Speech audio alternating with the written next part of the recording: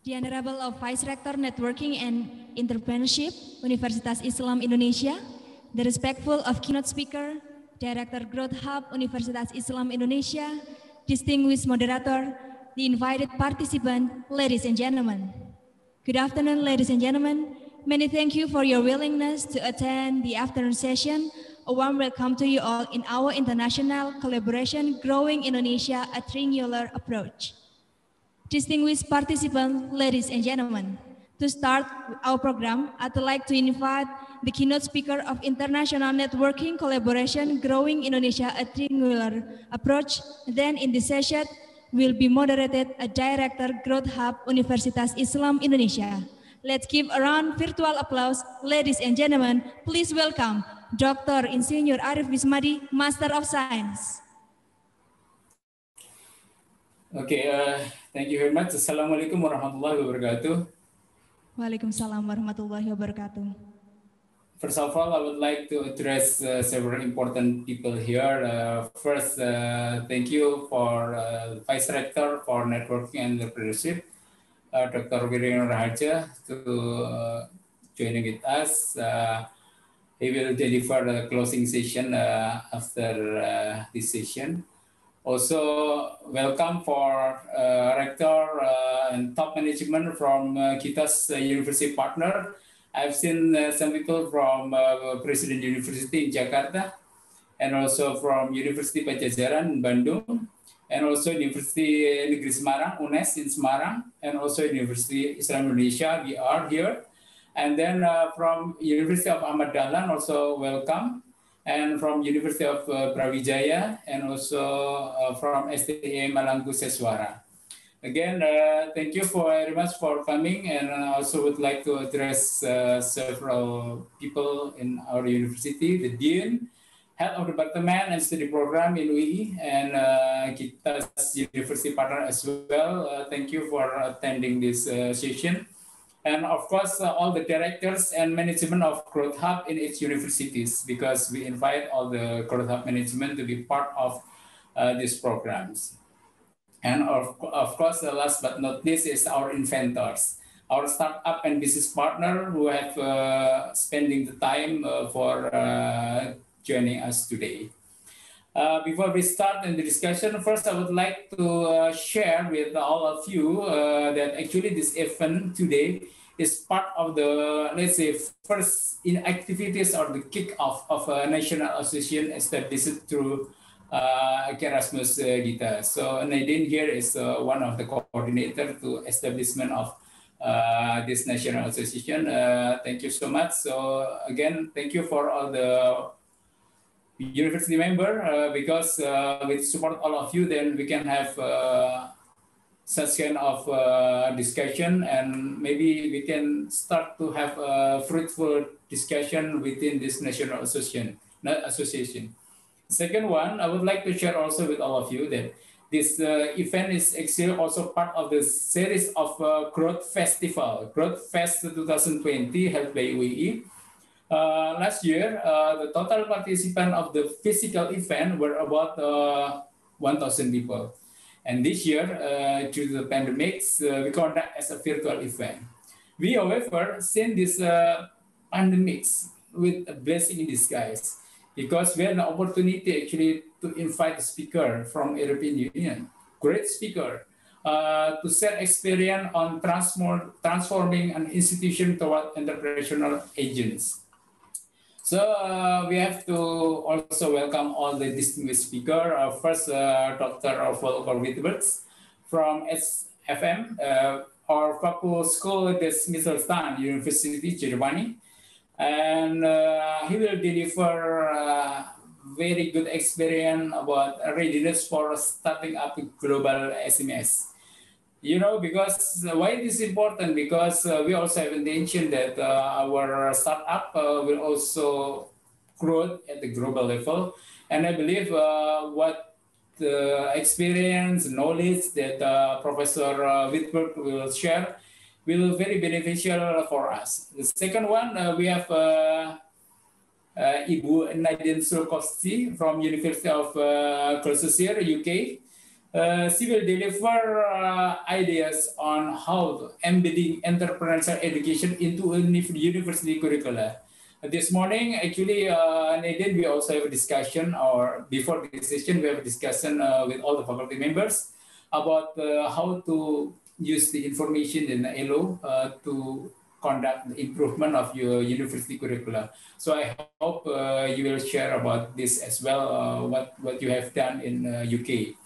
Uh, Nadine has a very long experience, more than 12 years actually, to conduct or to be responsible in leading the business school international development activities.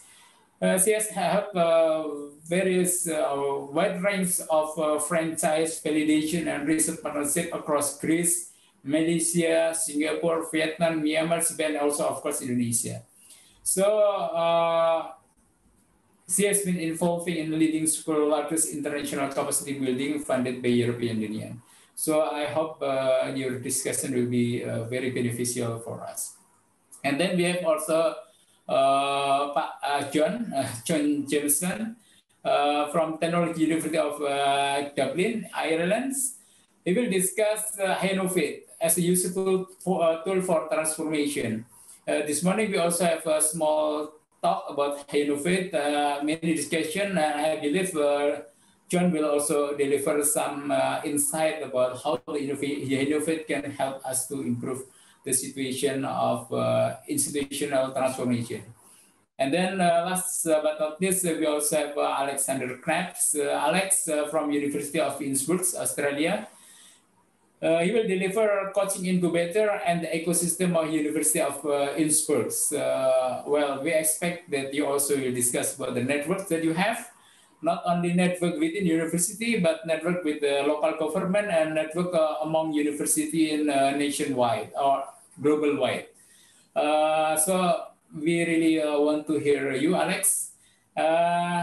And then last but not least, I would like to mention that actually the content will be very beneficial for kind of entrepreneurial mindset transformation for academic departments. In this event, we invite all the department in UE, and we also have an open invitation for all the academic department in partner universities.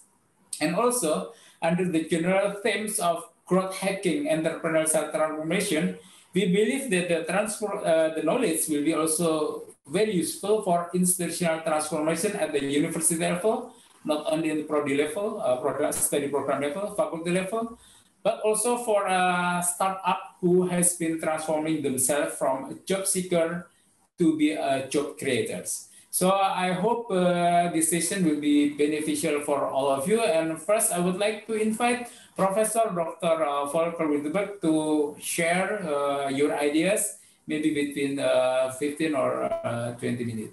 Please, time is yours, Dr. Wittenberg. Thank you very much, Dr. Arif, and thank you all for joining this session.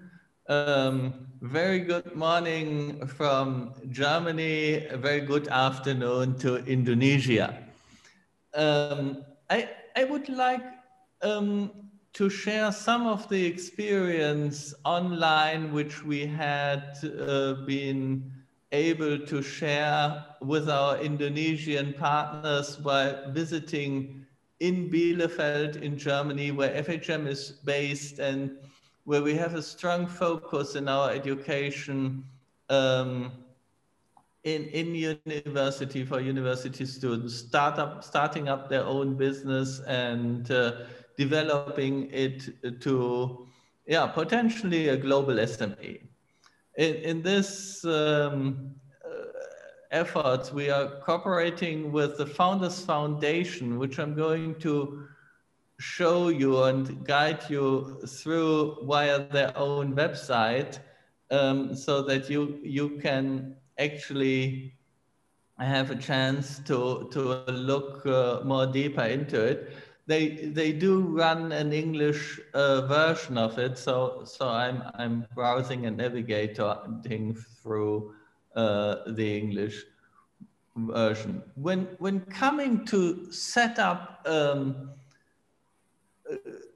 a startup which potentially looks at having a global outreach, it is important to have the vision not only to work for and instead of a multinational corporation, but to have your own vision and your own market niche, and that's what we call hidden champions. They are not big, they are still SMEs, and therefore they are kind of hidden, but they are still at the same time championing in what they are doing. So small, but in their niche, market leaders worldwide. And to get there, Founders Foundation, who we have visited in Bielefeld, and those coming over from Indonesia, our Indonesian guitar partners might remember very well, they actually do in 3 steps to prepare for it. And number 1 is what they call experience. And experience is all about sharing expertise, diving in and become part of a community. And that is all about exploring on an event. Here, of course, on the website, a present event in the Founders Foundation itself. At the moment, of course, all virtual. And step 1, the Founders Science Workshop, addresses perfectly at startups from universities like in FHM also. The idea is to turn scientific research into business models. It's not that every good idea and every typical founder has an immediate market approach or an immediate market view, because the type of people coming there are so much different. They are the deep tech experts, the engineers, the executor, and the task everybody has to undergo is to turn a scientific research idea into real business, and that is about sharing with others, looking at people who have already done this. So that is basically step number 1 in the startup journey. Step number 2, the Founders Ideation Workshop. Now that we have turned the idea into a market idea, it's to find founders who actually can help making this idea fly. So that could be an industry expert, joining with a scientist and joining with the hands-on executor. And this is so valuable because it helps actually to form teams who together will be very powerful founders teams. In Hack Days, step number 3, it is that the prototype of the product will be tested in an infrastructure of cutting-edge technology where this might suit in. So it will be a 72 hours hackathon with a number of teams working on how their individual ideas fit into the relevant trend technologies. And then last is the Founders Talk. That is where you can meet serial entrepreneurs and experts and share the idea in evening event. Once there, let me see. Once you have caught fire in that experience, number two, and this building is so fascinating because for each of this growth up building, for each of the three main areas, they have an individual floor. Floor number two is education. And after university education, like at FHM, you can follow up on your startup skills at the Founder Startup School. And again, with a number of levels. It starts with a startup school where with the co-founder together, you can validate your idea that is more like a workshop style, and which leads to the master class, which is the core part of the education, where you not only learn about your own product, but where you can have all related content around. Because this is what is really hard for startups when they want to grow and to go international, to have all these competences like marketing, finance, up to international legislation, etc. And this is a more-month masterclass, as it says here, on online marketing, sales, product design, and coding. And then in the last, so now I need to go. Then you can apply for a 3-month scholarship in the Founders Lab, where it's not only a learning space, but a training space, and a meeting place where you can actually decide to start your business and to make it real from what you have learned and in the team which you have decided to go with. So, and when it really comes into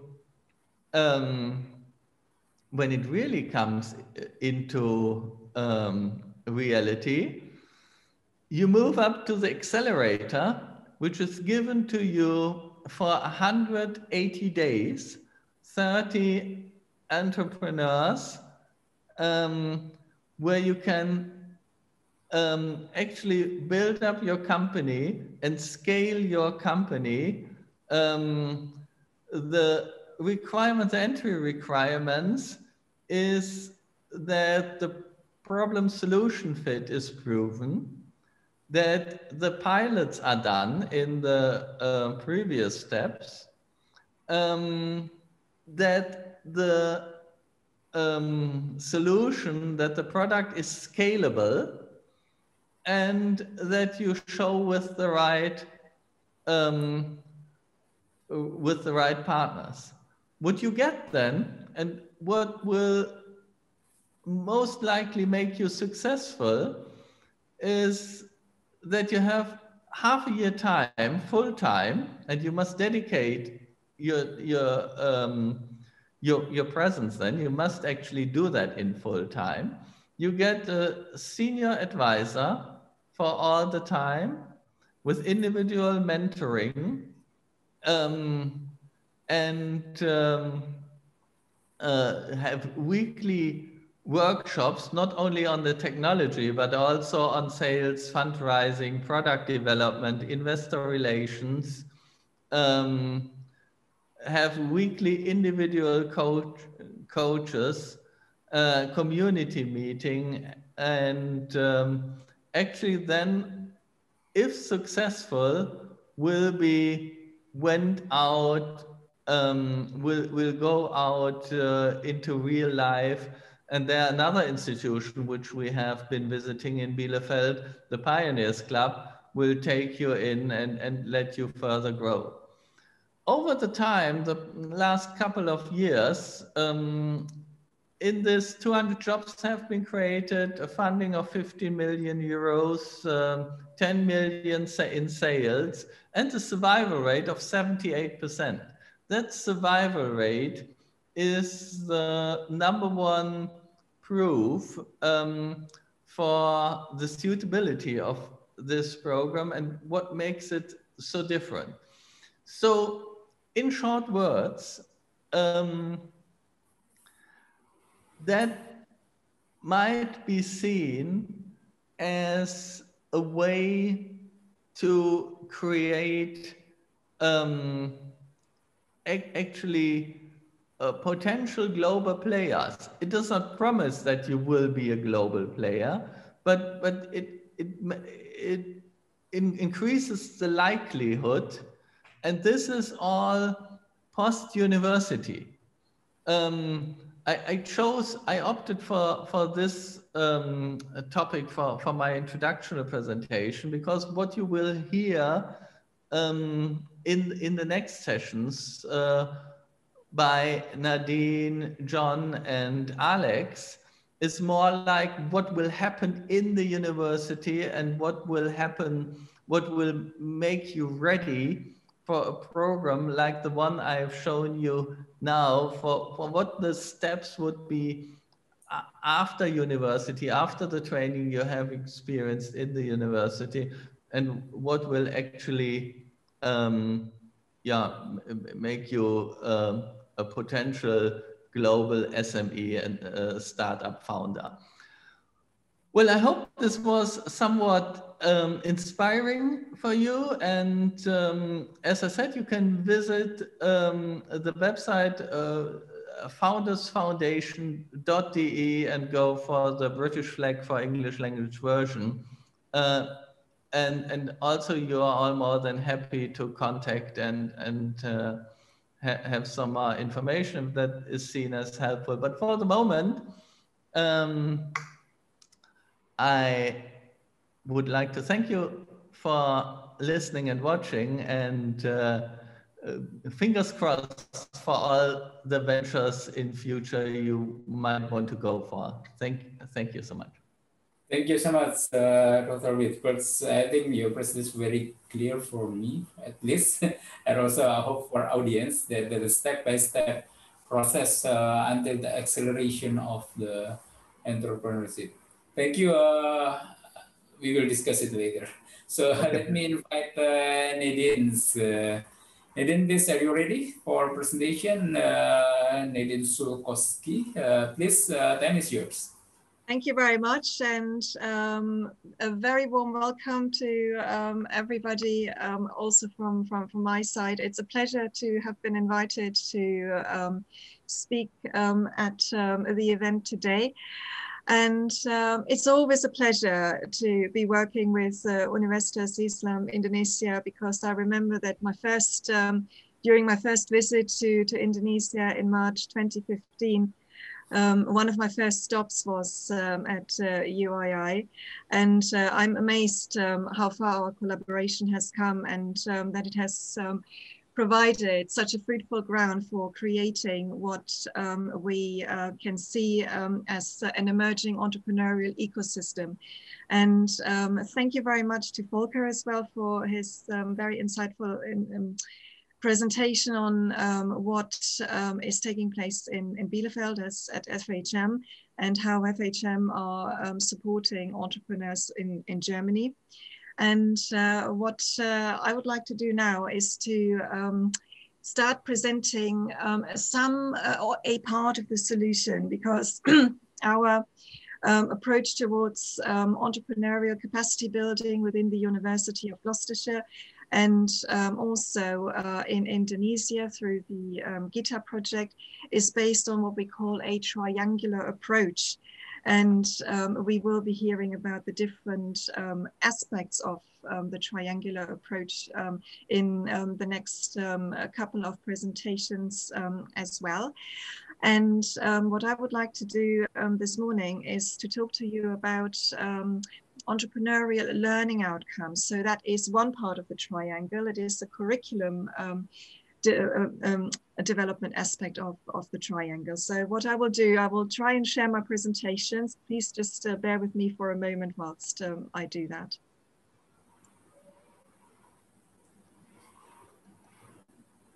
Okay, so I hope that you can all see this.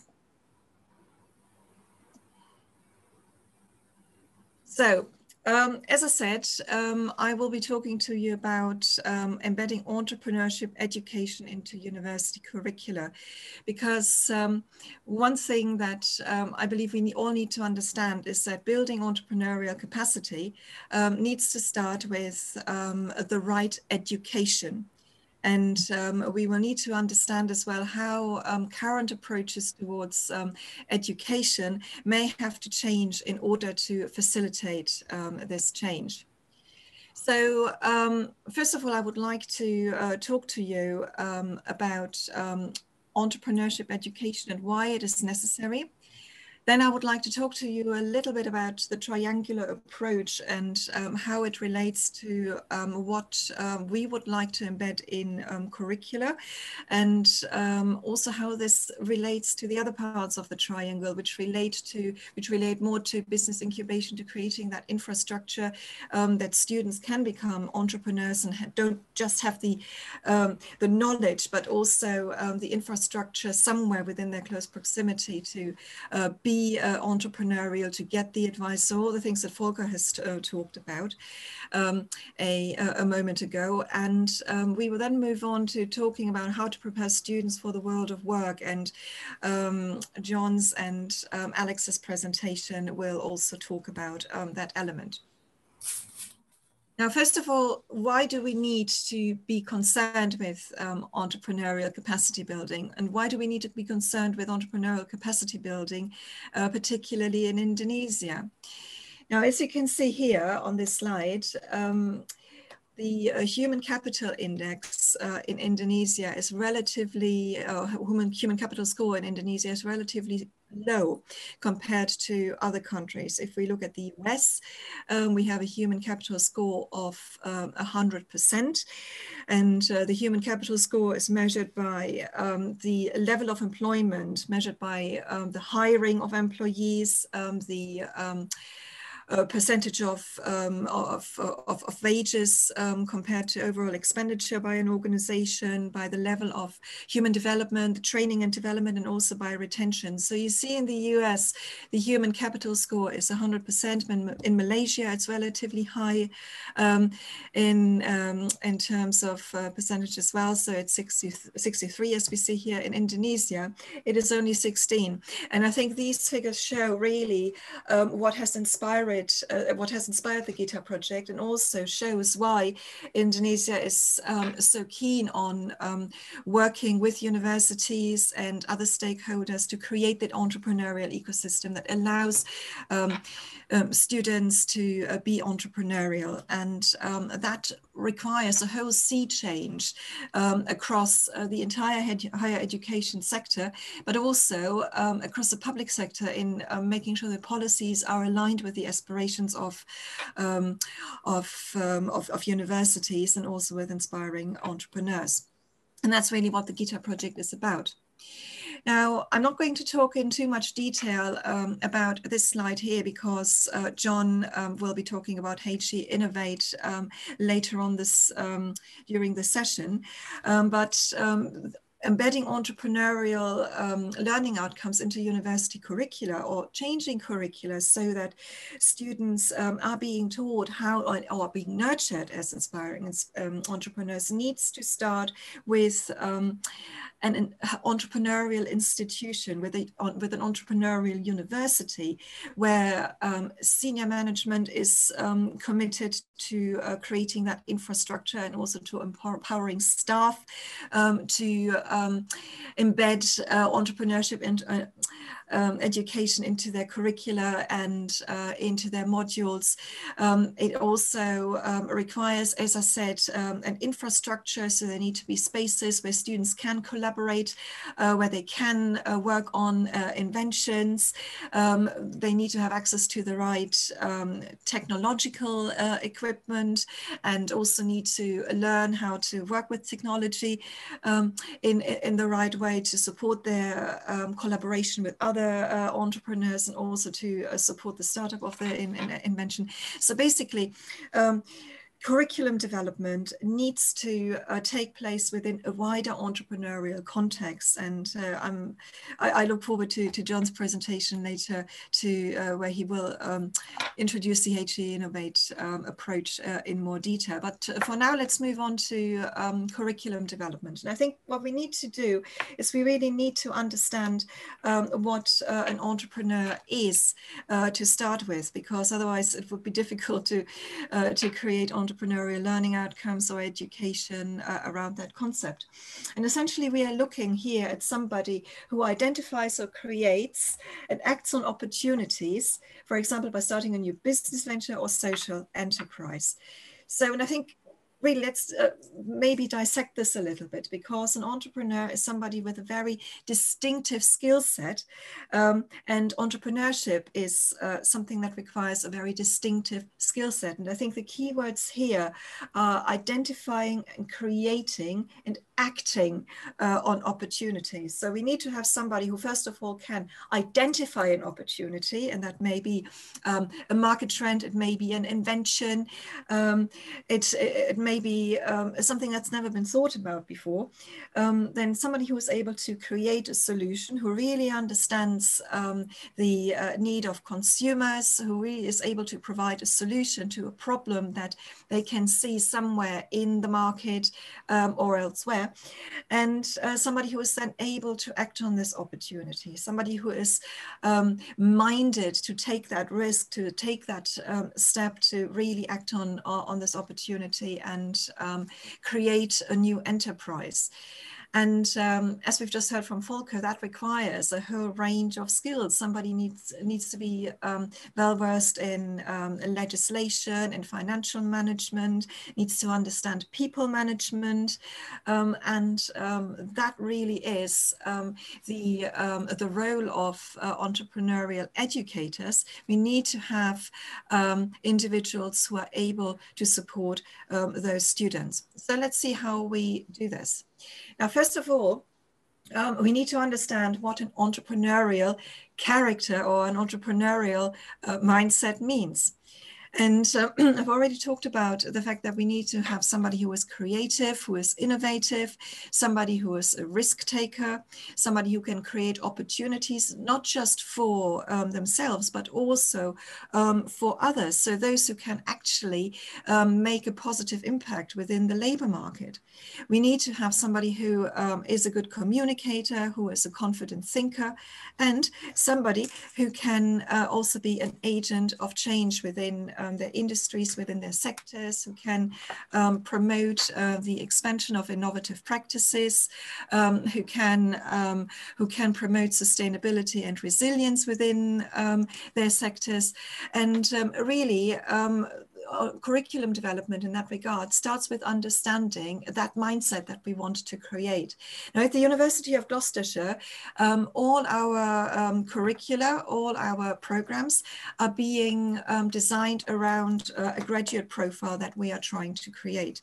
And we are basing our graduate profiles on what we call the 5 E's. So we want to create students who are engaged. So they are engaged with current practice, with current debates, be those academic or professional.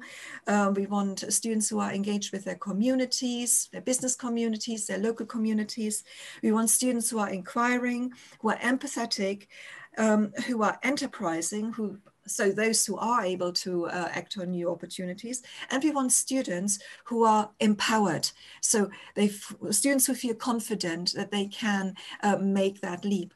And of course, you can't nurture a mindset like this without having the right staff, So at the University of Gloucestershire, in the business school, we are very minded to employ members of staff who are entrepreneurial themselves. So many of our staff come from industry, they run their own enterprises. Our recently appointed subject group leader in business is a lady who runs her own business. So basically what we want is to have an academic community, a campus environment that enables students to acquire that mindset, that inspires them to acquire that mindset.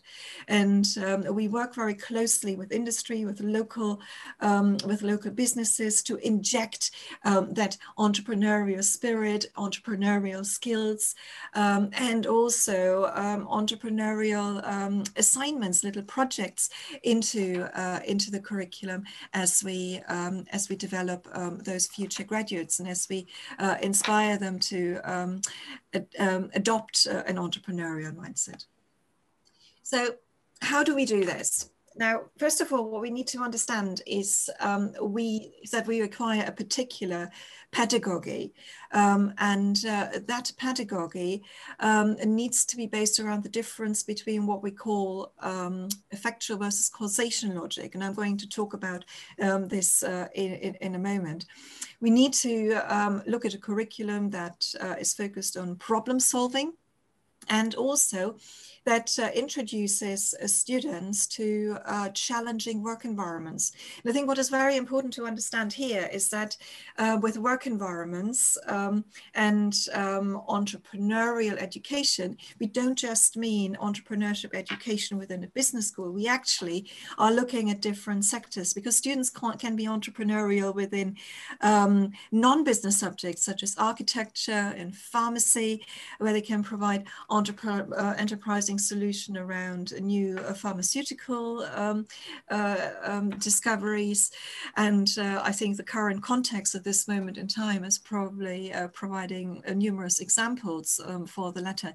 So basically what we want is we want students to develop capability for strategic ambidexterity. So, and also develop capability for creating sustainable business models. So we want students who are able to, first of all, draw upon a range of skills, a range of aptitudes in order to achieve what an entrepreneur needs to achieve, i.e. create opportunities and then also act on them.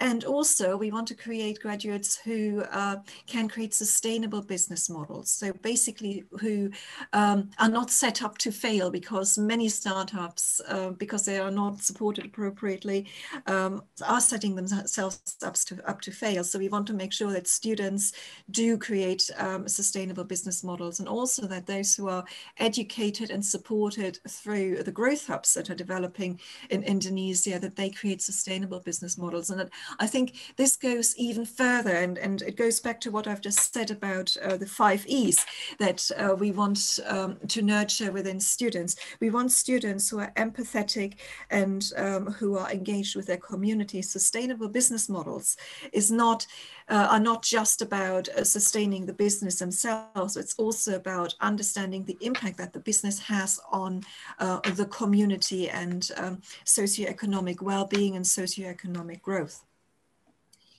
Okay, so basically, let's talk a little bit about the difference between causation logic and effectual logic. And I hope that this explains why we really do need to have a bit of a sea change within our views of education in this regard, because many business school curricula are based on causation logic. They are designed to nurture, to develop future managers. So basically those who are being employed by companies or by the public sectors, who are working towards goals, who are working towards expected returns, who devise their strategies being in view of competition and being competitiveness, and who are working on the basis of sort of avoiding risks and avoiding the need to draw upon contingencies. So it's very much driven by the notion that managers, leaders, organizations are responding to changes within the business environment. So basically you see an economic downturn, you're trying to defend against that. You see a new market opportunity, you try and follow that market opportunity, and you try to follow that market opportunity faster than competitors. Now, when you're looking at effectual logic, which is really the logic that is required within an entrepreneurial mindset, it is different. The drives comes very much from within. So basically, entrepreneurs are seeing opportunities based on what they are passionate about, what they feel they can achieve with the means that they have.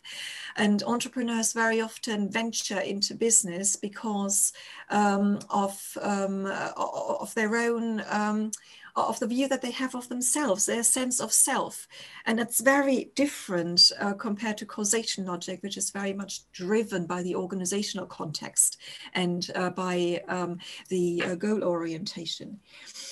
And also what we need to understand is that when we're looking at effectual logic, we are looking at a logic which is much, much more open towards risk and much more open towards leveraging opportunities that come from a possibly very, very volatile environment. So basically, those who use effectual logic are very agile in their thinking. They're very quick to adapt their business. And they're very adept at creating opportunities for business as well. So they're very inventive. And really what we need to do is to look at curricula and find a way of embedding activities, embedding learning opportunities that nurture that effectual logic side within students.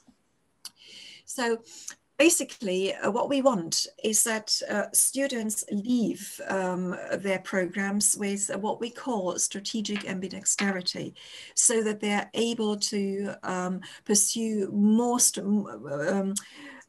than just one strategic objective, that they can exploit innovation, that they can think about sustainability, but also that they can develop themselves as individuals, because entrepreneurs very often start off into the world of business because they're passionate about an idea, because they are passionate about inventions, but they may not necessarily have all the business skills they need. So that element of personal development is incredibly important to ensure that they have the right set of skills, but also that they can grow their business and that they can take that a step from perhaps a national business towards an international business.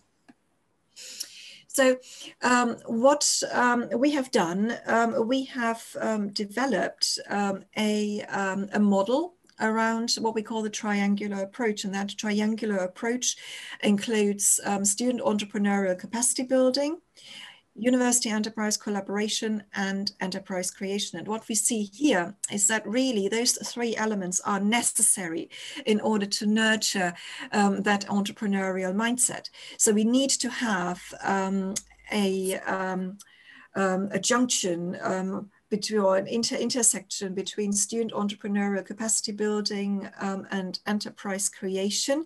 So basically business incubation that Alex is going to talk about later, in order to create that entrepreneurial skill and mindset. We do need to have university enterprise collaboration, an intersection between university enterprise collaboration and curriculum development, in order to identify what are the right skills for enterprises in the first place.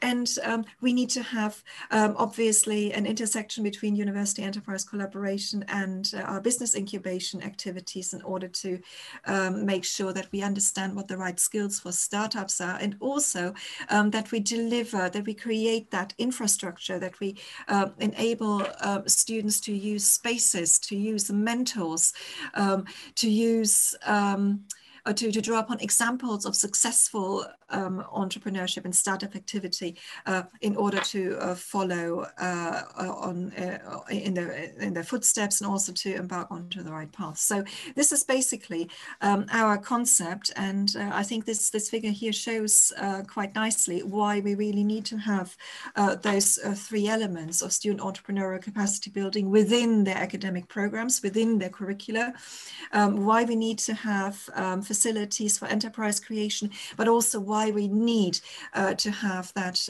collaboration between university and enterprise. And actually, what we will see later on is that this needs to be expanded further and also include the public sector. Now, let me talk a little bit about how we are actually approaching the embedding of entrepreneurial learning outcomes. And basically what we have found is that really we need to have three areas of focus. One area that focuses on helping students to develop skills that enable them to take the initiative, one that is focusing on the use of resources, and one that is focusing on the creation of ideas and opportunities. And this is essentially what we have done. So if we're looking at the first area, which is taking the initiative, we have identified a set of competences that students have to acquire in order to become successful entrepreneurs. And within taking the initiative, this includes planning and management, coping with ambiguity, uncertainty, and risk. It includes working with others, and it also includes learning with experience, through experience. So basically that personal development element. And what we've tried to do is to translate those specific competencies into description of learning outcomes. So if you're looking at the first one, you see here in taking the initiatives, which is taking the initiative, which is linked to leadership. The learning outcome description would be to act and work independently to achieve goals, stick to intentions and carry out planned tasks, initiate processes that create value. So basically, this is what we want students to do in relation to this, or to be able to do in relation to this specific competence. And I'm not going to go through each of those now because it would take too much time, but you can see the process that we have that we have undergone in order to come up with those learning entrepreneurial learning outcomes. Because if I move on to the next one, we obviously have done the same for the resources area, which is built around self-awareness and self-efficacy. So basically the ability to draw upon one's own resources, motivations and perseverance, mobilizing resources. So basically being able to get and manage the material and the resources that are needed in order to be entrepreneurial and to pursue an entrepreneurial venture, financial and economic literacy, and also mobilizing others. So basically being able to inspire others to follow the entrepreneurial venture. So what we've tried to do is to identify, first of all, specific competences, and then translate this into a set of learning outcomes. And these learning outcome descriptions are really quite fundamental for embedding entrepreneurial capacity building into university curricula in a systematical manner and in a manner that is scalable.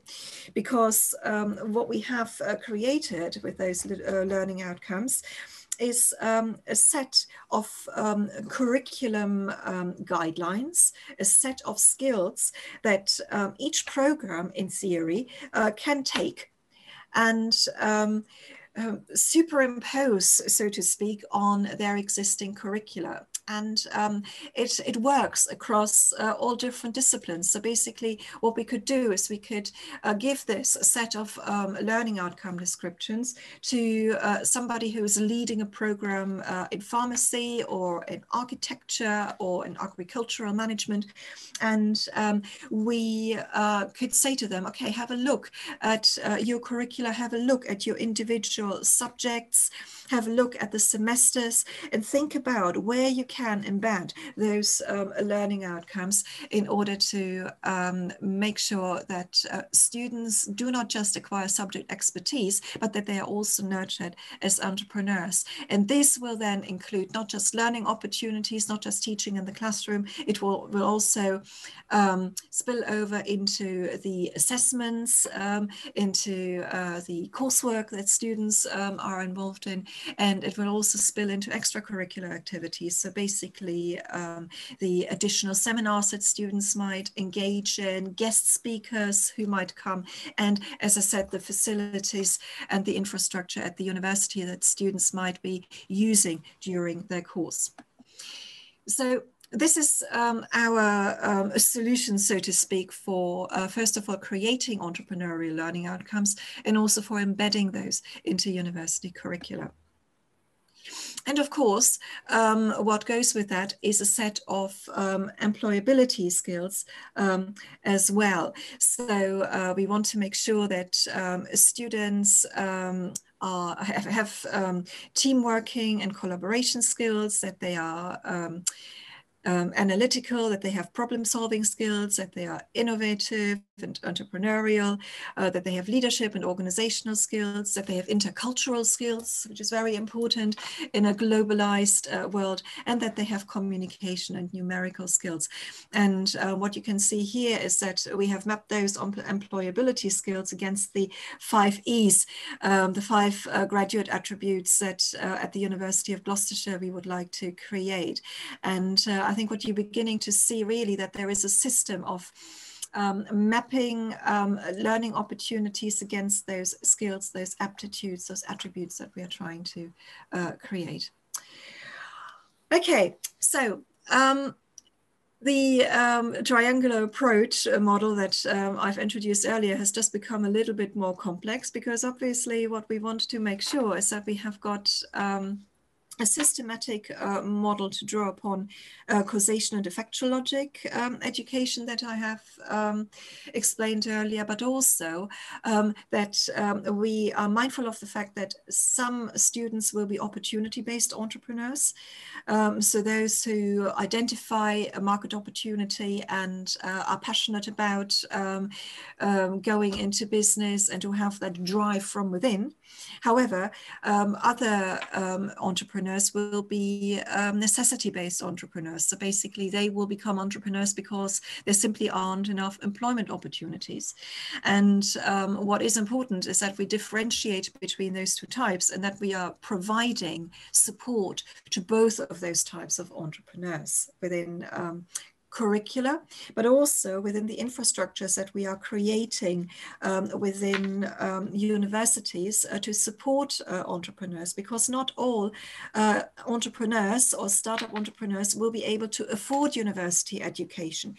Some may need support, training support, mentorship, but they may not be able to afford to study for 3 or 4 years in order to obtain that qualification, that degree that gives them the skills that they need. For which reason, community-based initiatives to support entrepreneurship are also important. And I think what is really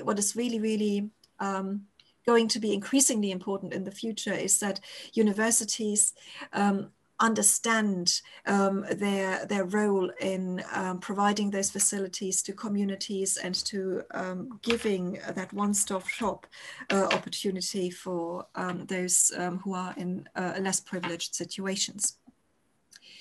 So here we've got a slightly more elaborate version of what it means to create an entrepreneurial mindset. But regardless of whether we are looking at the triangular approach or whether we are looking at alternative models, looking at the entrepreneurial mindset, the notions of working together, accelerating learning and leading change are areas which are emphasized in all models concerning building enterprising students.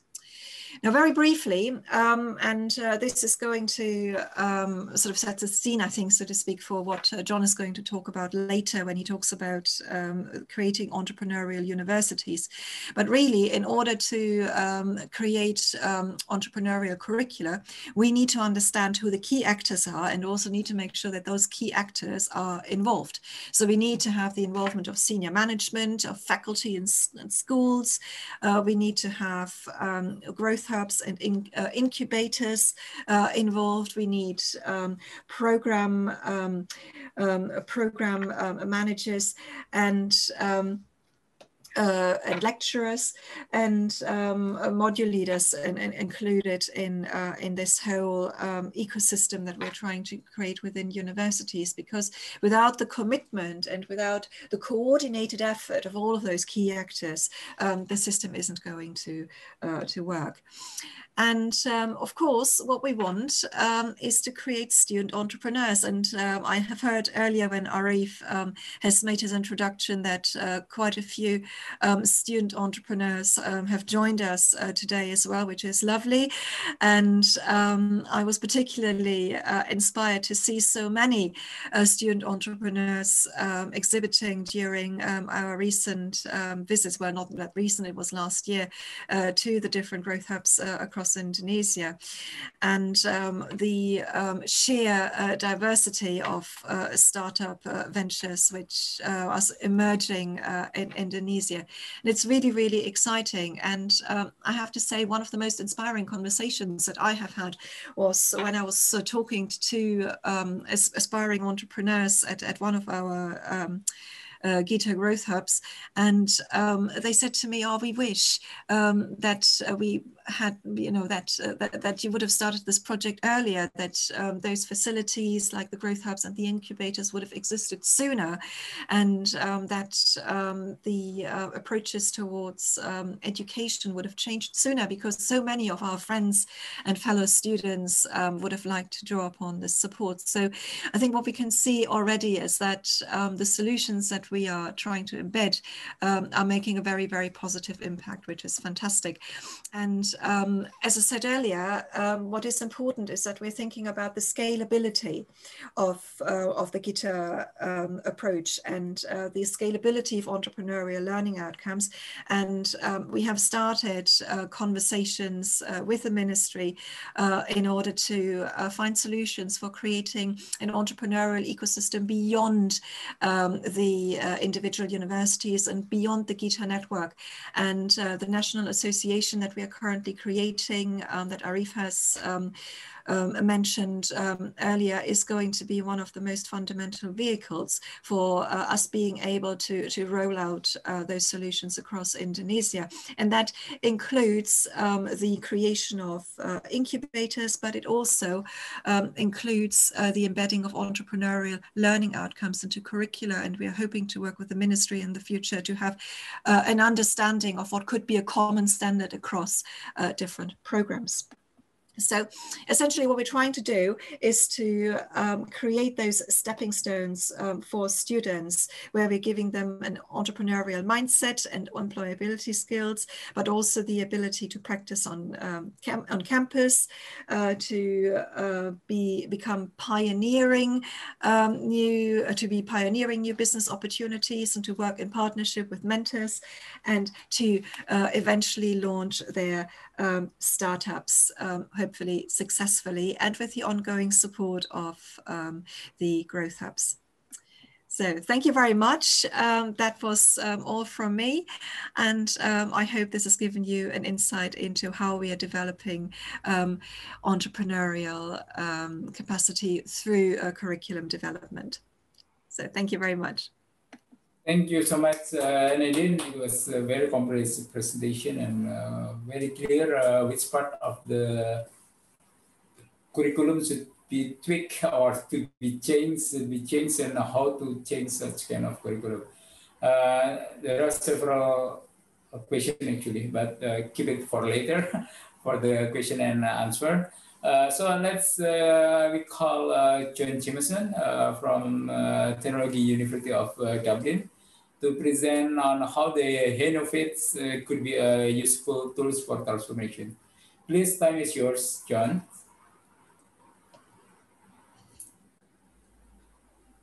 I'm just going to try and share my screen now. Yes, please.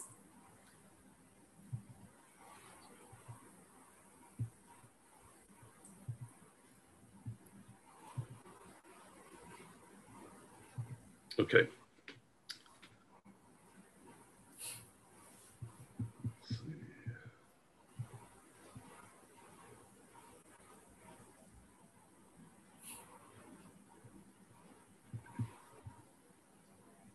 Okay, are we seeing that?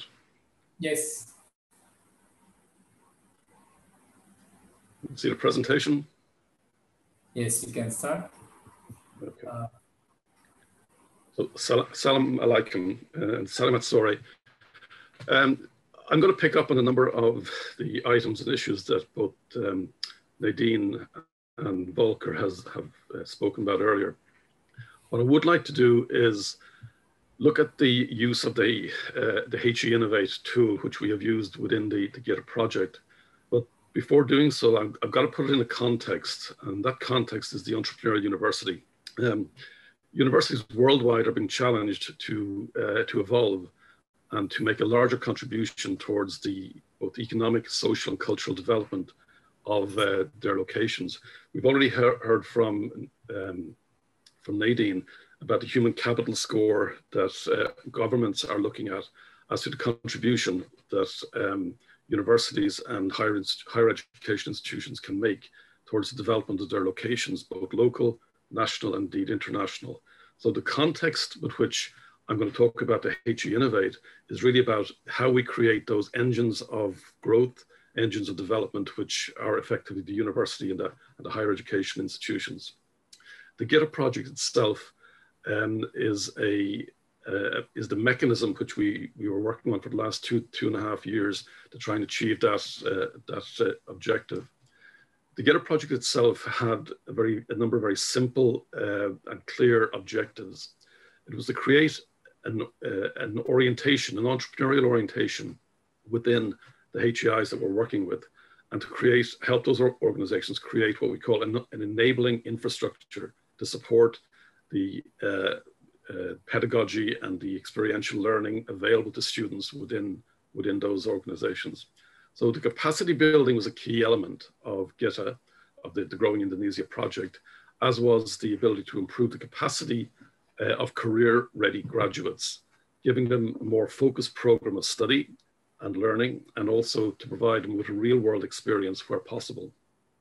Specifically, the objectives of the Growing Indonesia project was to create a physical and a cooperative entity within the universities. This could be as a growth hub, an incubation unit, a department, a school, or indeed at the university level itself.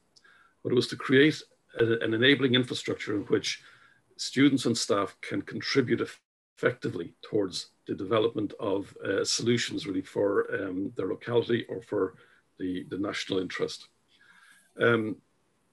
Key to this was the idea of integration with local enterprise partners, a key learning resource and a key learning opportunity for both students and staff. Nadine has already spoken about the entrepreneurial learning outcomes, but again, that is a key part to the way in which we would hope that the universities would evolve and include an entrepreneurial mindset within the experience of their students and their staff. So the Growth Hub had effectively three main components that we were working with. One was to try and facilitate and encourage a university enterprise cooperation, looking externally outside the university for opportunities for students and staff to learn, to engage, to research. Also to include entrepreneurial learning outcomes and an entrepreneurial learning pedagogy and curriculum within the learning experience of students. And as a result, to try to improve the employability of graduates. The HEI Innovate has been a tool that's been used in over 1,100 universities worldwide.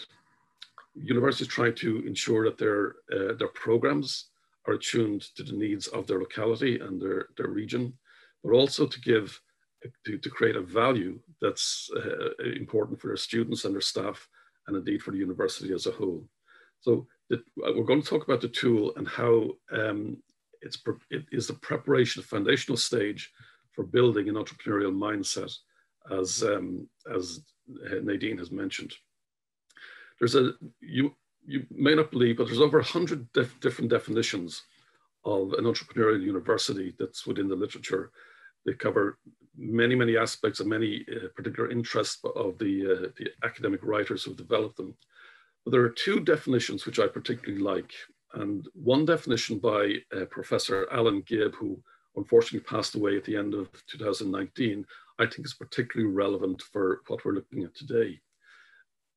Alan Gibb, who was a key developer of the HEI Innovate tool, felt that entrepreneurial universities are designed to empower staff and students to demonstrate enterprise, innovation, and creativity in research, teaching, and the pursuit and use of knowledge across boundaries or disciplines. They contribute effectively to the enhancement of learning in a societal environment characterized by high levels of uncertainty and complexity.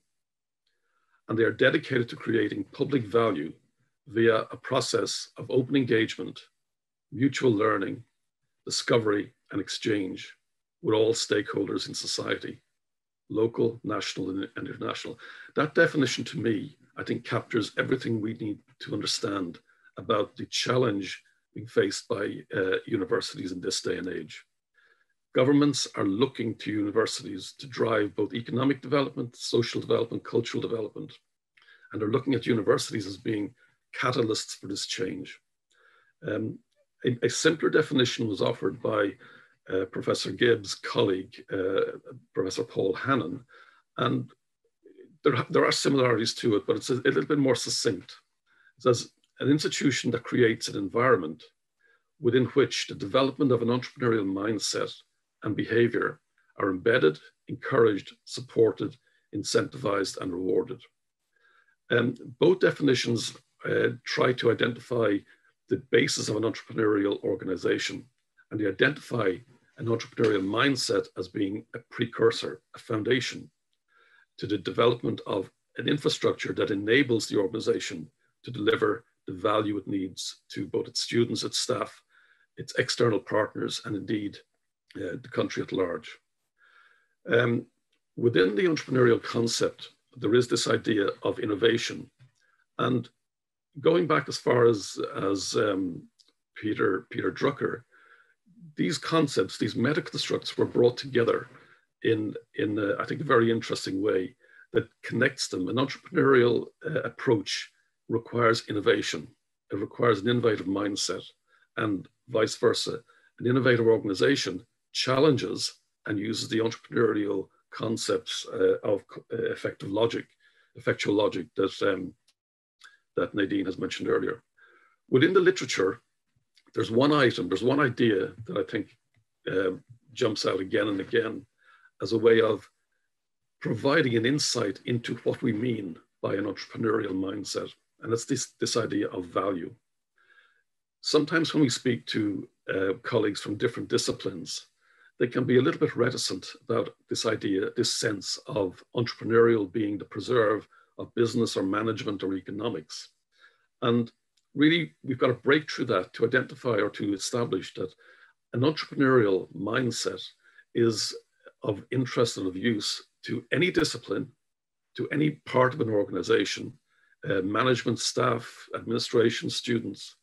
But what the key concept is that of value. How can an organization a department, a program, create value. Indeed, students are continually asking the value of their awards, the value of their degree. Employers are asking, what is the value of this student that we are now employing on graduation? Governments are asking about the value of the organization to the national effort. So value is an interesting concept to try and identify how a discipline may make use of an entrepreneurial mindset to create a pedagogy, a curriculum, and indeed a learning opportunity, learning experience for both their students and staff. Drucker, as far back as 1985, emphasized that the entrepreneurial individual is a person able to drive innovation, whereas innovation is enhanced by people who can think, behave, and act in an entrepreneurial manner. And that really, I think, goes to the heart of what we're trying to instill within our graduates. The ability to think, behave, and act in an entrepreneurial manner.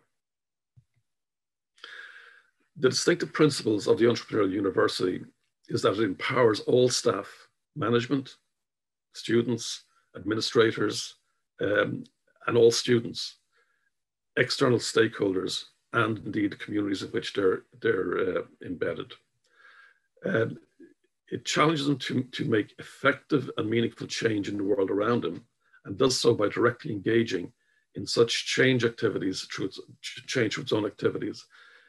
I would go back to this idea of a catalyst for change. The university is in a prime position to act as a catalyst for change within its locality. It does challenge, however, the existing status quo of the organization. Universities, especially large universities, have grown large by the use of particular mechanisms, particular structures, systems that are very difficult to change unless there's a willingness and a commitment at senior level to make that change. What the Entrepreneurial University tries to do is ask about the creation of organizational DNA, which enables the organization to act in an entrepreneurial and an innovative fashion. Indeed, there's a large challenge facing universities worldwide, and that is to reconceptualize their format, their remit, to be more of an entrepreneurial orientation. In short, an entrepreneurial university is one that has entrepreneurial and innovative staff working within an enabling infrastructure, not barriers, but an infrastructure that enables staff to give of their best, and by creating value defined not by the university, but by its stakeholders, its students, its external partners, its employers, its funders. The greatest challenge, therefore, is how universities become entrepreneurial and how to create an effective environment for developing entrepreneurial capacities. And that is the challenge which the HEI Innovate tries to help university management with. The mindset, the entrepreneurial mindset, is a precursor or a foundation to development of an appropriate organizational culture, systems, structures, and indeed individual practice. The idea of an enabled university or an enabled organization, I think, is a way of summarizing what the challenge is. Creating an entrepreneurial university involves institutional change, structural change, and indeed cultural change. And it involves reimagining the interaction or the interplay between the traditional university activities of research, engagement, curriculum, and pedagogy. And that is what the Growth Hub and indeed the Growing Indonesia project has as its core. HEI Innovate itself is a simple tool, and it supports the university on its journey towards this entrepreneurial and innovative objective. It supports staff and students and indeed external partners in the transformation process. And it tries to create an inclusive environment in which staff, management, and external partners can be involved in setting the agenda, setting objectives through inclusive discussion, decision-making, action planning, and implementation. And the tool itself is not a prescriptive tool, but rather it gives the data, it provides us with the data on which we can have these types of conversations, these types of discussions, and these types of decision-making activities. So who is it for? It's open for all universities worldwide, and it's free of charge. There's over 1,100 universities using the HEI Innovate as a mechanism to help them become more orientated towards an entrepreneurial mindset. It's available in all EU languages, and through the Growing Indonesia project, we got it translated into Indonesian. And it's intentionally open and flexible so that it can be adapted to the use of the university. It's not a straitjacket, or it's not a one-size-fits-all. It facilitates discussion, and it facilitates individual university goal setting. It allows, so what does it do? It allows individuals to assess their HEIs, their universities, in a systematic way. And it diagnoses strengths and weaknesses across 8 different dimensions or areas using a set of statements. The statements are used once we have a composite to open up discussion and debate about how the organization may progress in its entrepreneurial and innovative agenda. And over time, it allows us to contrast and compare progress. It provides access to high quality learning materials, case studies, mentors, and advisors. Through the HEI website, HE Innovate website, there's a wealth of resources available to registered members, both individual members and university members. Material that can be used in class, materials that can be used as discussion documents for project team meetings, etc. So what is it? It is an initiative of both the European Union and the OECD, developed in 2013. And indeed, there are a number of instances within Indonesia where the HEI Innovate has been applied, I think, usefully.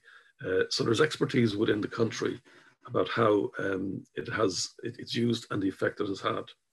And there's a number of colleagues, academic colleagues within Indonesia that have done some very interesting research using HEI Innovate, both as a mechanism to reflect on the development of an entrepreneurial mindset, and also as an organizational change mechanism within a university.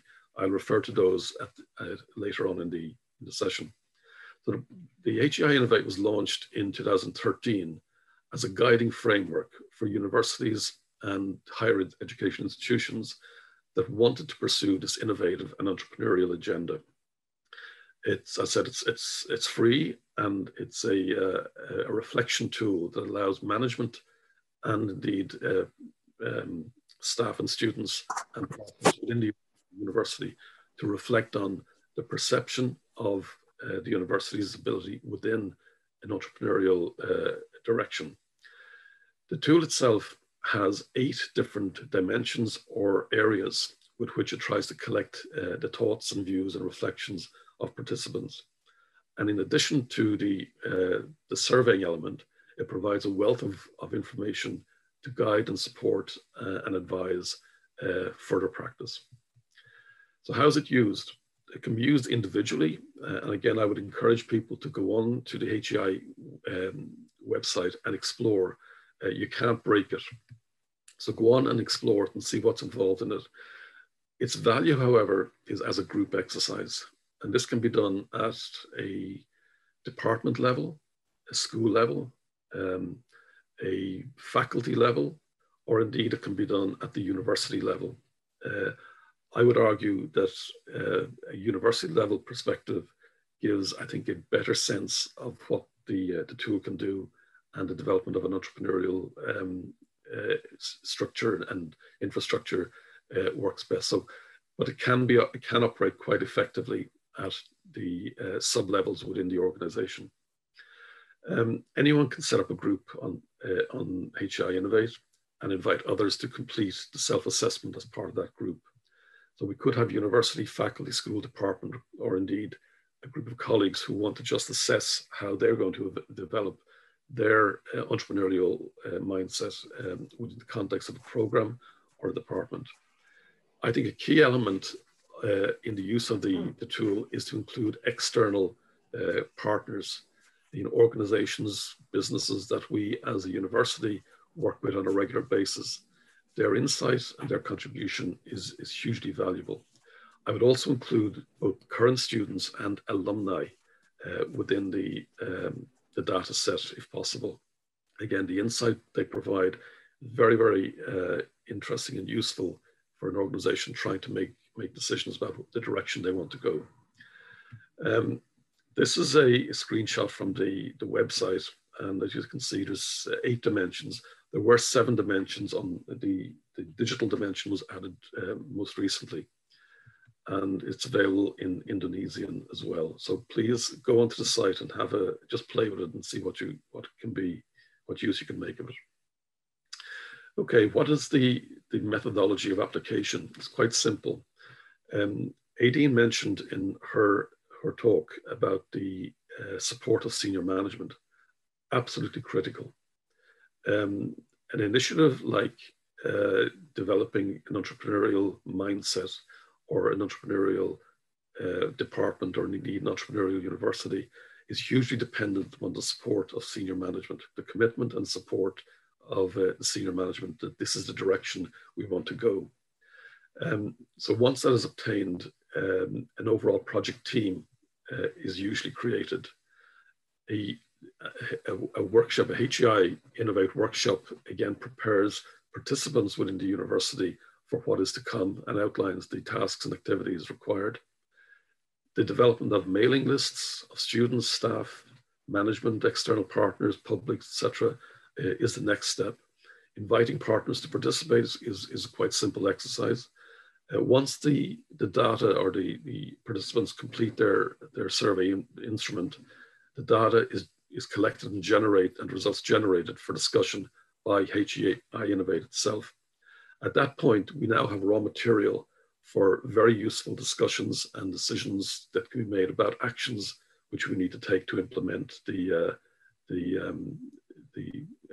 tasks that we set for ourselves. And one, I think, important element that's sometimes lost is that the use of the HEI Innovate is iterative. It works best when we repeat the survey a number of times over a period of time to find out the progress and to enable us to compare different activities and how they're progressing against baseline. In terms of the methodology, this is a graphic of, I think, the simple way in which it's operated. The key grouping within this is the representative groups would meet to consider, analyze, and to develop the action plans. Those action plans can be as simple or as extensive as the group wishes. The idea being that we are moving towards putting in place the infrastructure or the facilities to enable our students, our staff, and indeed our administration and our management to become more entrepreneurial within their area of activity. The structure of the tool itself is made up of 8 dimensions or 8 areas of inquiry, of which there are 42 scale statements, which is very, very simple to enable the participants to respond to. So there tends to be a very, very high completion rate of the tool once people engage with it.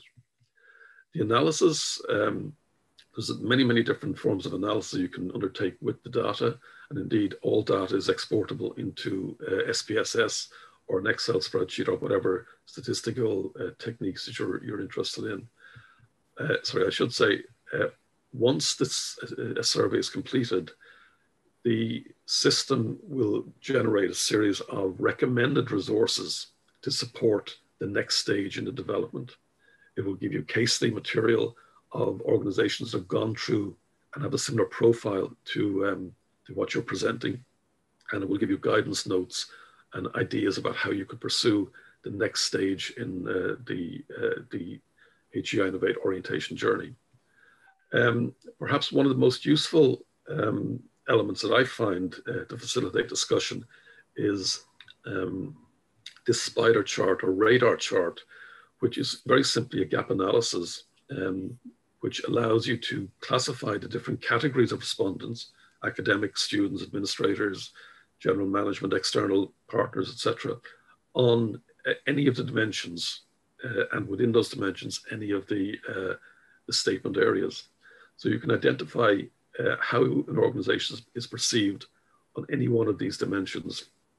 And if, obviously, as a gap analysis, you're now looking at whether you need to undertake tasks or activities to close that gap. So it facilitates discussion, and it facilitates decision-making about the direction in which the department, the school, or the university would like to go to improve its score within the HEI Innovate Index. Excuse These me, are some of the... can we make it within 2 minutes? Okay. These are some of the elements within the dimensions. I'm just going to flash through them very quickly. You can pick out a couple, and they're quite specific, and they give rise to I think, very interesting discussions once we get the data back. Okay, and there are 8 different dimensions to it. Post-survey,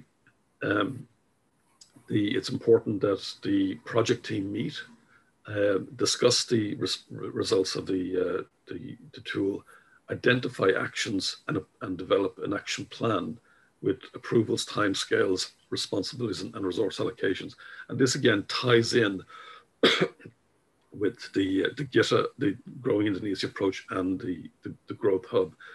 It provides a structure, and it provides a direction in which action plans can be implemented towards specified goals. So in summary, it's used globally. It's used by, again, a large number of universities worldwide. It is very effective in supporting the development of an entrepreneurial mindset, but it does require commitment of senior management to support the activities. It does involve work, but it is very, very worthwhile mechanism to use if that's what your intent is. It's free, and as I said, there's many people with experience of its use, even within Indonesia. There's my colleague from the GITA project, Dr. Dodi, and there's a very interesting article by Novella et al. That has been produced in 2020, which I think gives a direction by which the HEI Innovate tool can be applied within a input process output model, which I think universities and departments might find very, very, excuse me, very, very useful to engage with. So again, I would recommend you to have a look at those 2 articles, and you get a sense of how it's being used locally within Indonesia. Okay, thank you very much. So thank you very much, John. It's a very comprehensive information about the HEIs, how to change the DNA of the organization with the Innovate. Thank you. Later we will have a discussion on that. So let me invite Alex. Alex, can you make it 15 minutes so we have a discussion? Sorry, Alex, 15 or yeah. I'm gonna do it very fast. Thank you very much for the invitation. I will fly over my slides, and first introduce you our university in a few words. We are a university. That means we have around 27,000 students. We have 16 faculties from social science, humanities. We have quantum physics. We have microbiology, biology, chemistry, mathematics, informatics, theology. Almost everything is our university. So this makes the entrepreneurial journey very interesting, but also very challenging. We try to do the awareness and start consulting at our university a little bit like this, what you can see on our slide.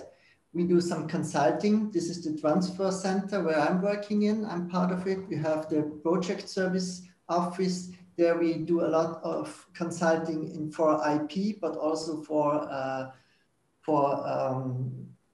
project, for EU-funded project, underfunded research project. And we also have chair of innovation and entrepreneurship, where we go very deep into the topic of entrepreneurship.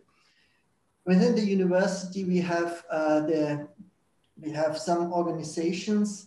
which are mentioned here. We have the Uni Holding, the Incubator, the Resin Network, the Skinnovation, and I also have a word onto the ITA.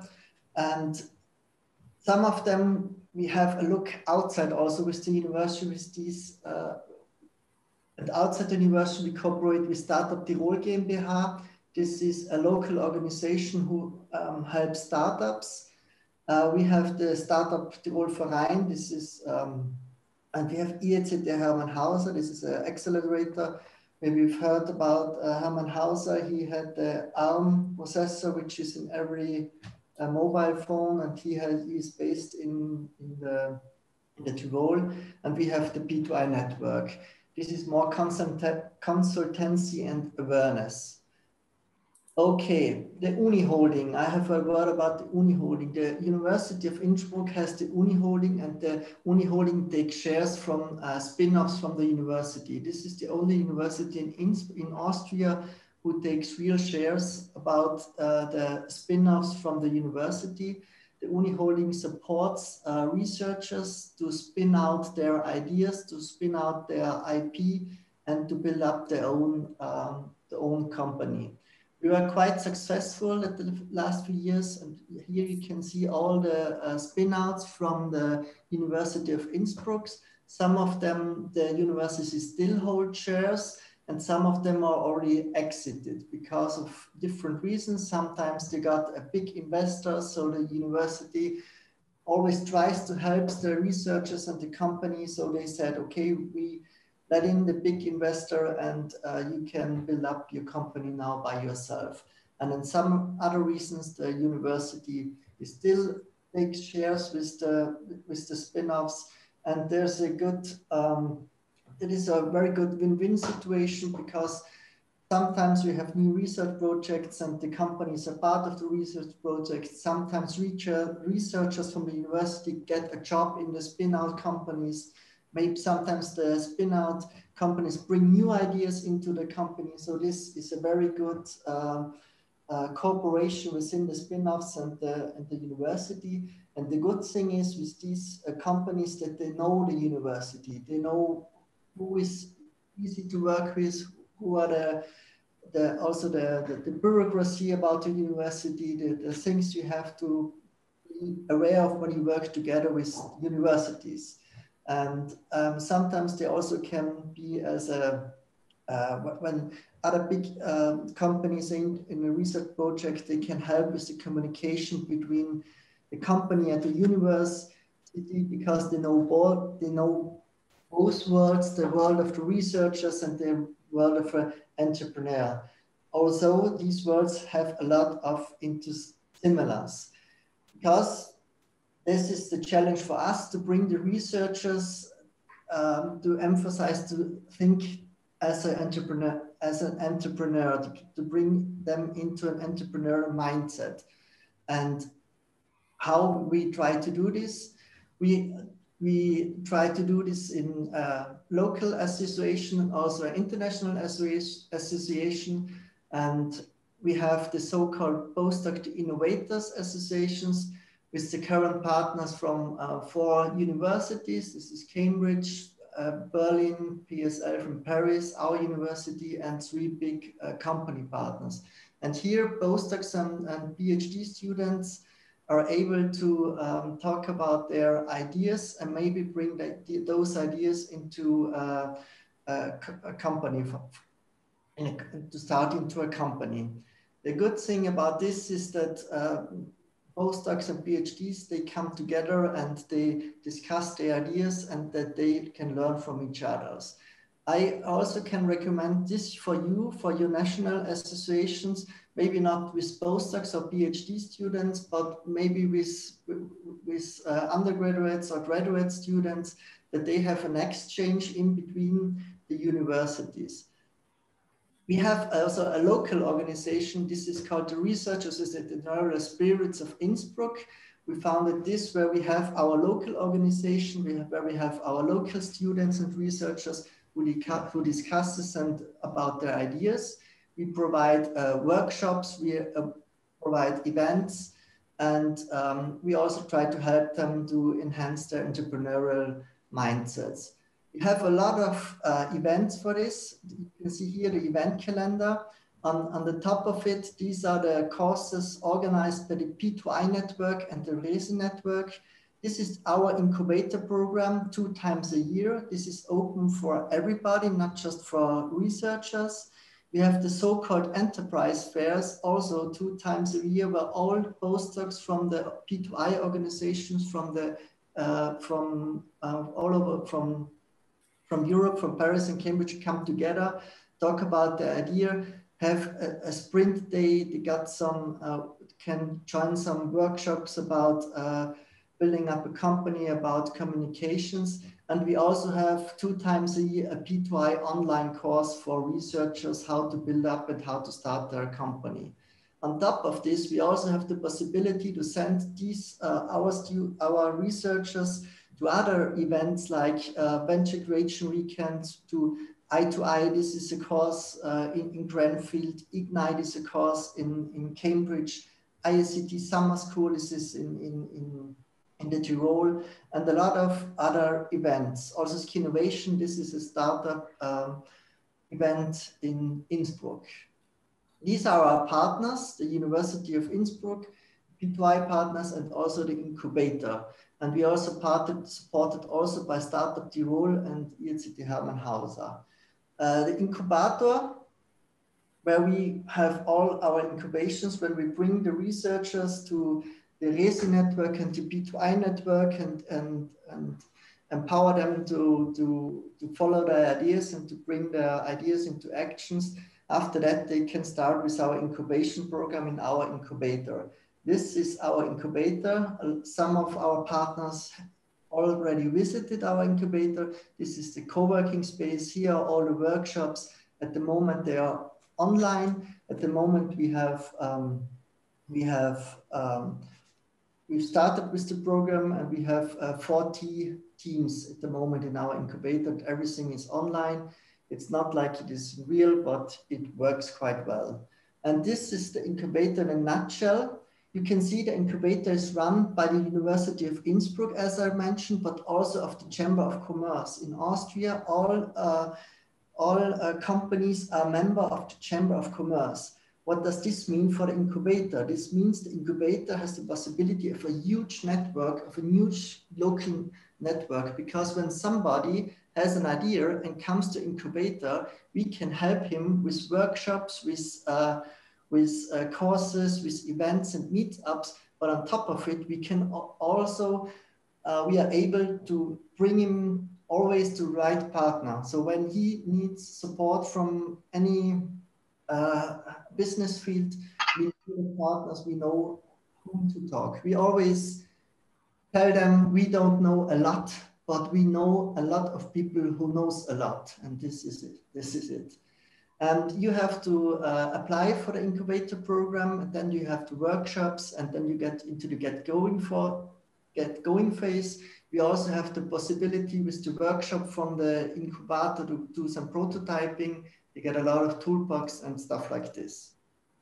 And with the University of the Chamber of Commerce, we also have a link to the entrepreneurial ecosystem in Austria, and also with the P2I network, also to other partners. Some facts: we started the incubator in 2016. We have 400 square meters for a co-working space. At the moment, there are 100 business ideas. These are the prototypes, and about 3,000 visitors so far at the events. We see us now not like a startup hub, but more like an innovation hub.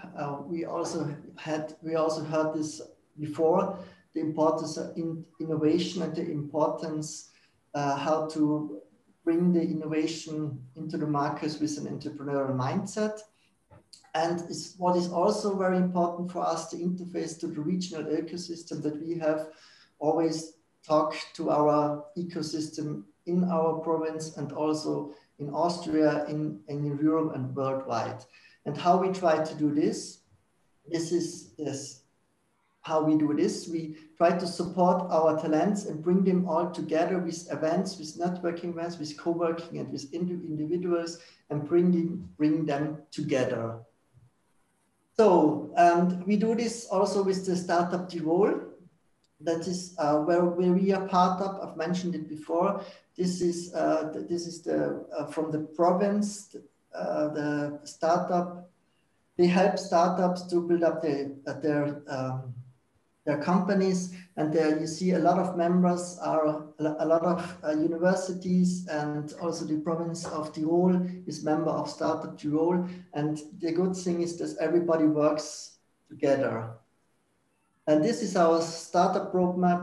It's similar to the one in Bielefeld. We have the basic incubator program, then the booster program, and then the growth camp. I will not go into detail because we heard about this. These are our rules and learnings. Communication and collaboration is the key. We don't know much, but we know the people who do. This is also very important for the network. We are open arms to turn into high fives so that we are welcome really everybody who can join us at the incubator. Exploit the existing, explore the missing. And these are more or less the 10 rules, what we try to achieve. So the interface, this was the interface to the regional ecosystem, but we also have interface to an international ecosystem. Therefore, we created the startup conference, Ski Innovation. This is a startup conference on ski. We had to do something special in Innsbruck and into the mountains. That the idea was to do Swiss. We have skiing, we have talks, we have workshops. The pitches are really in the lift, and we have networking events, and it's really a very nice event, and people from all over the world are joining us here, and we would be happy to welcome you, some Indonesian partners, the next times. I also want to mention these international cooperations we got this with the also Erasmus Plus project, and here we try to promoting entrepreneurial innovation with the higher innovation tool. And there we got also new access to a lot of other universities around Europe who also work on entrepreneurship in their institutes. And this is always very important to be open to work together with partners and to learn from the partner and to invite them and to ask them and to improve. But the triangular approach is, triangle is always a little bit open at the end, to have a nice sound. And it is very important to be open and to rethink what you do and to act as a startup, as yourself, to improve and to get better every time. So this is now what is now? This is our team, and thank you very much. I did it, huh? Thank you so much. Yes, you managed time, so we only have 6 minutes left. So let me deliver one question for each, because this has been here. There is a question from Ibu Izati, Muhammad Bekti Hendri, Pak Bekti, and also from Ibu Sri. So let me give or deliver the question to each of you. So one of the questions is about the possibility to have kind of facilitation or actually like a co-incubation between incubator from Alex and also from foundation from Dr. Volker. So is it possible or not doing a co-incubation? And then the second question is to Nadine. The question is, we have 3 areas of competence. You seems that you mention or emphasize on first taking initiative and then going to the others. But we also have discussion this morning. There is a question from Ibu Sri about which one should come first and which years. It just should, yeah, this is the question. And then the last question to John. There is a question from Pak Bekti. I'm a little bit tweaking the question, tweak the question, not really exactly this question. So the question about when we implement kind of institutional transformation, shall we start from the top levels? It's mean the master plan level. If no master plan, no one will go into that direction, or we actually can do from the institutional level in the lower level. For example, the study program or department or faculties. So what is your opinion about that? So this is everybody have one question actually. Maybe you can have a quick answer for it. We can start from Professor Volkers and then Nadine, Johns, and Alex. Please, just quick.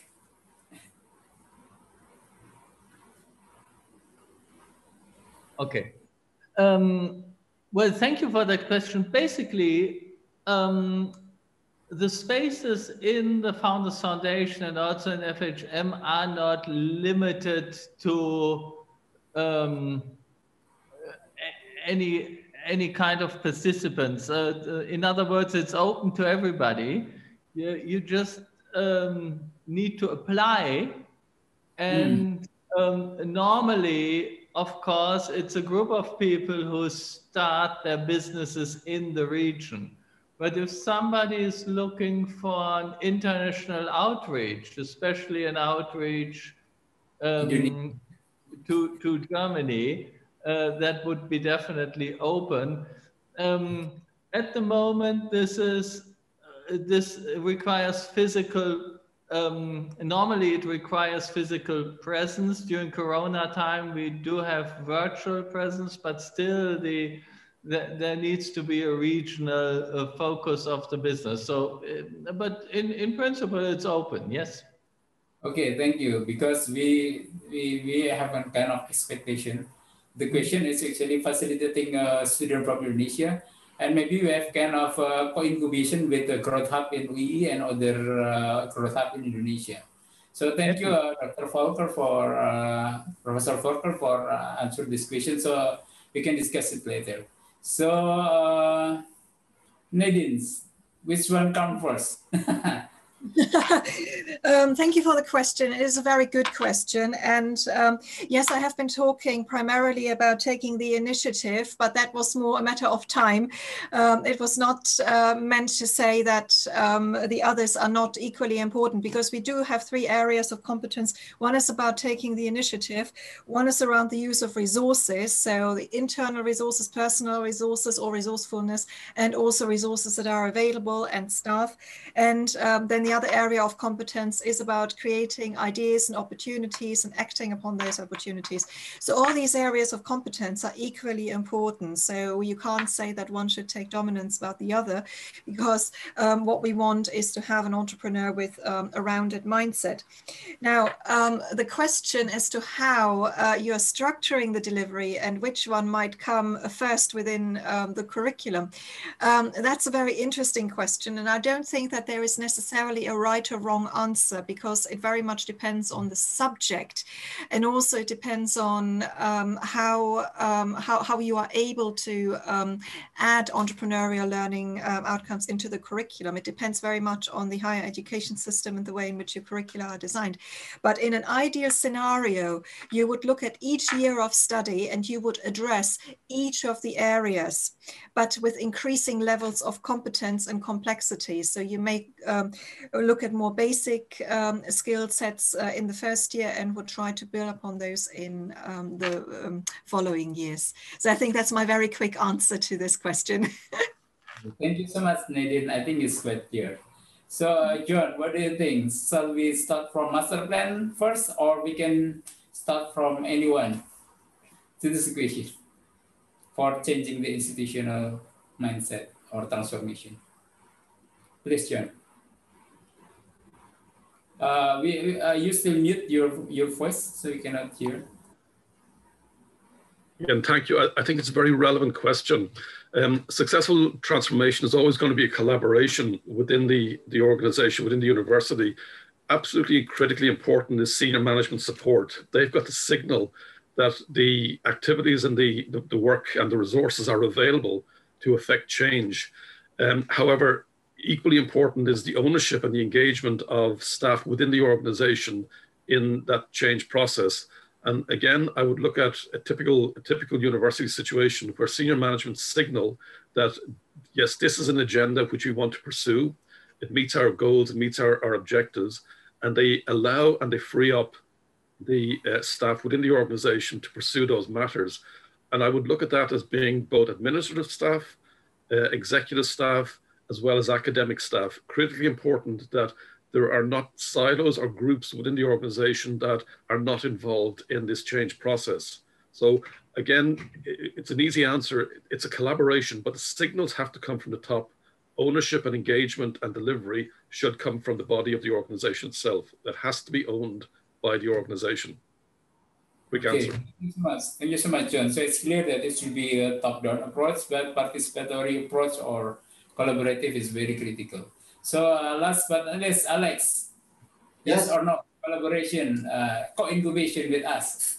The same with Worker, basically yes. At the moment it's easy because everything's online, but you should have a local connection. We had teams from Russia, from Italy, and from Germany so far. So you also have to apply and then we can have a look at it.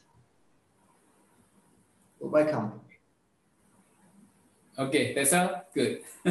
Okay, thank you. So it's open for collaborative or co-incubation. So thanks a lot. So I think Indonesian partner later can have a program to kind of co-incubation. So you can go into the Indonesian market while we also have kind of technology transfer from your incubation to our incubation.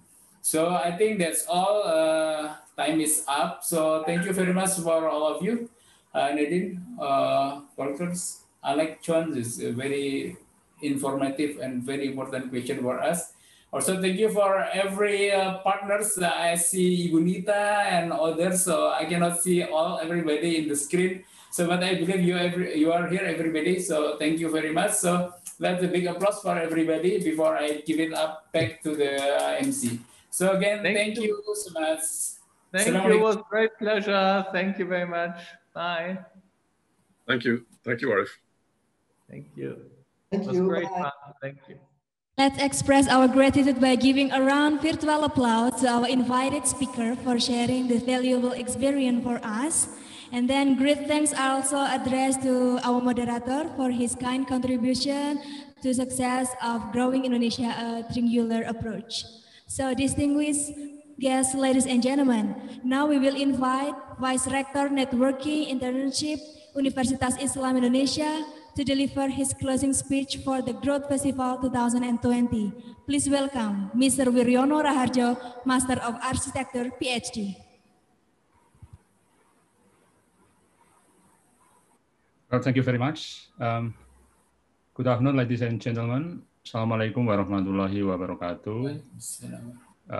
First of all, let us thank God Almighty, Allah Subhanahu wa Ta'ala, for His blessing He grants to us, so we are all healthy in this pandemic situation, and we are all have the opportunity to attend this very important event. Secondly, I'd like to thank all the speakers, particularly in the last sessions, Professor Volker Wittberg from FHM Germany, Nadine Sulkowski from the University of Gloucestershire, UK, John Jameson from Technology University of Dublin, Ireland, and Alexander Knapp from University of Innsbruck, Austria. I see also, I don't know if he's still here. I'd like to thank Professor Neil Towers, also from University of Gloucestershire, for joining us today. Well, they are all representing our European partners in the Erasmus Kita, or Growing Indonesia Triangular Approach, the project that has led to the initiation and development of Growth Hub across 7 universities in Indonesia. Therefore, I would like to also to thank the representative of our Indonesian partners, President University, Universitas Pajajaran, Universitas Negeri Semarang, Universitas Ahmad Dahlan, Universitas Brawijaya, and STIE Malangku Seswara for attending this event and for the valuable collaborations since the launch of KITA project 3 years ago. So today is the last day for the Growth Fest for this year. We certainly will organize the Growth Fest again next year. Some of you may ask, what is the meaning of Growth Fest? Well, it is actually a condensed word from Growth Hub Festival. Growth Fest this year runs for 4 days. It involves 18 distinguished speakers with a total number of participants reach 2,500 despite the pandemic situations. So thank you to all the participants for attending the Growth Fest event. The Growth Hub itself is a unit within our university and in other 6 universities in Indonesia I mentioned earlier, which was established as a result of KITA project. So the main objective of Erasmus Plus KITA project is the establishment of Growth Hub, and we have already achieved it. However, since the project will end soon, we will continue the network of Growth Hub through the establishment of the Growth Hub Association among the 7 Indonesian universities, with a view of maintaining the spirit of KITA, which is, as Nadine said earlier, to nurture the entrepreneurial mindset of the university community. So we can be more confident to claim our university as entrepreneurial university.